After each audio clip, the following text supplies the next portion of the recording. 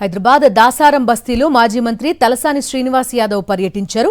గుడిసెలను ఖాళీ చేయాలని కొంతమంది వ్యక్తులు భయభ్రాంతులకు గురిచేస్తున్నారని బస్తీవాసులు తలసాని దృష్టికి తీసుకొచ్చారు.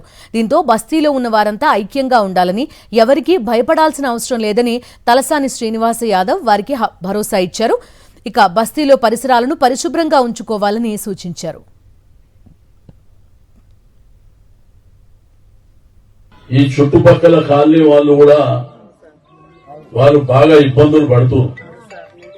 ఎందుకంటే మీరు తెచ్చే చెత్త చెదారం ఎక్కడ పడితే అక్కడ పెట్టి ఆ వాసన ఏదైతే ఉన్నదో మరి కాలనీలలో మూలాన అక్కడ ఉన్నటువంటి వాళ్ళ పిల్లలు కూడా ఇబ్బంది పడుతున్నారు. వాళ్ళే కాదు, మీ పిల్లలు కూడా ఇబ్బంది పడుతున్నారు. కాబట్టి మీరు ఇక్కడ నీట్ గా పెట్టుకుంటే ఎవరికి అబ్జెక్షన్ లేదు. మరి ఆ మాట మీరు ఇస్తారా? వాళ్ళు కూడా అందరూ ఏమంటున్నారు, మిమ్మల్ని ఇక్కడికి తీసేయాలంటారు. ఎందుకంటారు? మరి అది ఎవరు చూసుకోవాలి?